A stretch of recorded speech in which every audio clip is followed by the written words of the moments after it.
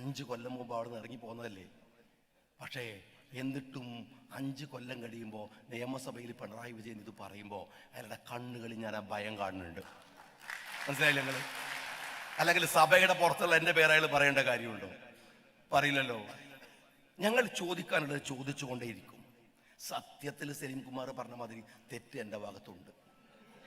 കാരണം എന്താ വെച്ചാൽ ഇയാള് മക്കളെ ഇത്ര സ്നേഹിക്കുന്ന ഒരു പിതാവാന്ന് അറിയാണ്ടാണ് ഞാൻ ഇയാളുടെ മോളെ കുറിച്ച് പറഞ്ഞത്. ശ്രദ്ധിക്കണമായിരുന്നു. ഇയാളൊരു പിതാവാണ്, അത് അയാൾക്ക് പിടിക്കില്ല എന്ന് ഞാൻ മനസ്സിലാക്കണമായിരുന്നു. എന്തൊക്കെ ബുദ്ധിമുട്ടുണ്ടാക്കി നിങ്ങൾ, എന്തൊക്കെ. അഴീക്കോട് മത്സരിക്കാൻ വന്നപ്പോൾ തുടങ്ങിയ ദുരിതവും കഷ്ടപ്പാടുമാണ്. എൻ്റെ ഭാര്യ, ഇവർക്കൊക്കെ അറിയാം, എൻ്റെ സുഹൃത്തുക്കൊക്കെ അറിയാം, എൻ്റെ വീട് ചുറ്റുപാട് നമ്മളെ കാര്യമായിട്ട് നോക്കി കിടക്കണ. അവരെ കൊണ്ടുപോയിട്ട് രാവിലെ 7 മണിക്ക് കൊണ്ടുപോയിട്ട് രാത്രി 1 മണി വരെ ക്വസ്റ്റ്യൻ ചെയ്യാനെന്ന പേരിൽ 3 കുട്ടികളായി. മോളെ കെട്ടിക്കാനാണ്. എൻ്റെ വൈഫിനോട് ചോദിക്കാണ്, എന്തിനാ ഇവനെ കെട്ടിയത്? മോളൊന്നും തെറ്റാൻ തോന്നി. ആ ജാതി വൃത്തികേടുകൾ. എൻ്റെ അമ്മോഷനോട് ചോദിക്കുകയാണ്, എന്തിനാ അവന് കെട്ടിച്ചു കൊടുത്തത്? നിങ്ങൾ ആലോചിച്ചു. വൃത്തികെട്ട ഒരു SFI-കാരനായ ED ഓഫീസർ കുറിച്ചു വെച്ചിട്ടുണ്ട്. ഞാൻ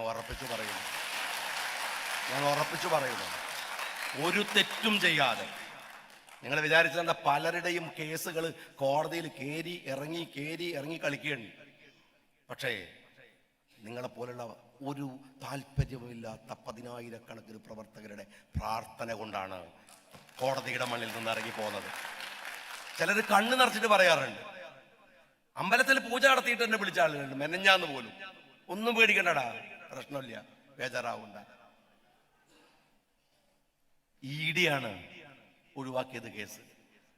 ഒരു കാര്യം പിണറായി വിജയൻ മനസ്സിലാക്കിക്കോ, ഷാജി മെനഞ്ഞാന്ന് സുപ്രീം കോടതിയുടെ വിധിയും വാങ്ങി തിരിച്ചു വരുമ്പോഴും 100 പ്രാവശ്യം മാറ്റിയിട്ടും മാറാത്ത ലവ്ലിൻ കേസ് ഒരു കൊടുവാള് പോലെ കേരളത്തിന്റെ മുഖ്യമന്ത്രിയുടെ തലന്റെ മോളിലുണ്ട്.